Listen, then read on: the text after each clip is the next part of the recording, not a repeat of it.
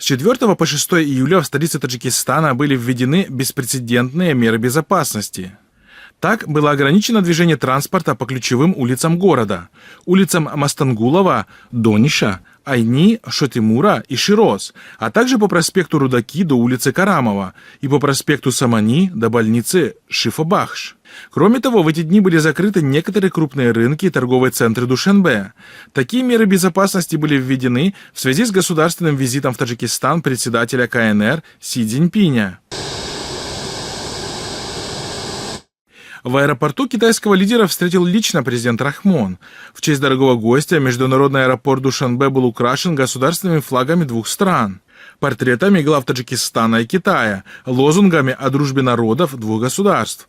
Также для встречи была организована музыкальная программа с элементами таджикской и китайской культур. В рамках своего визита Си Цзиньпин официально открыл здание парламента республики, построенного при безвозмездной помощи Китая в рамках соглашения от 2017 года.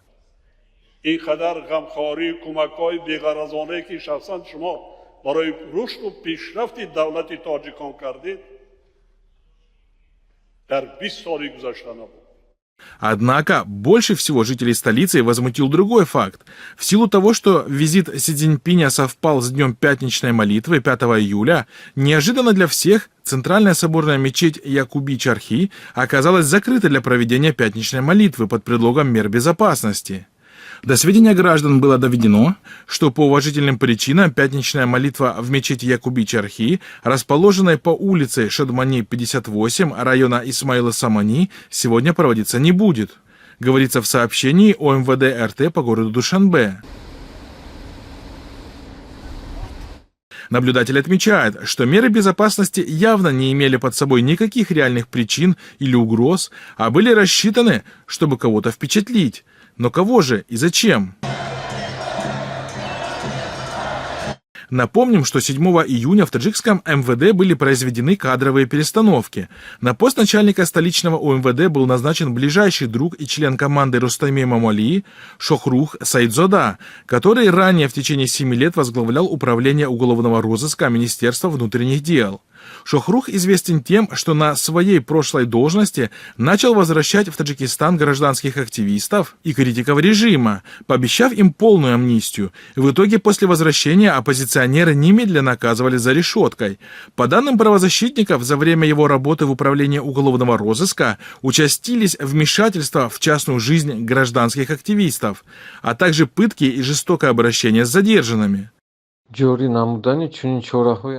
Введение таких беспрецедентных и, очевидно, несоразмерных мер безопасности в связи с визитом китайского лидера вполне вероятно можно понять как личную инициативу нового начальника столичного ОМВД, который, по всей видимости, таким образом хотел и проявить себя на новом посту, и угодить своему покровителю Рустами Мамали.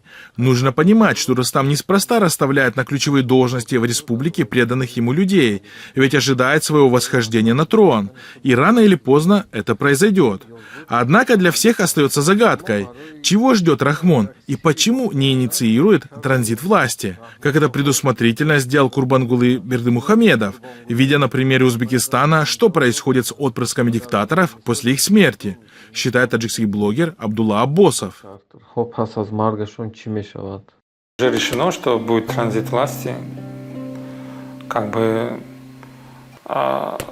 Есть его сын Рустам Мамали. Скорее всего, уже решение принято.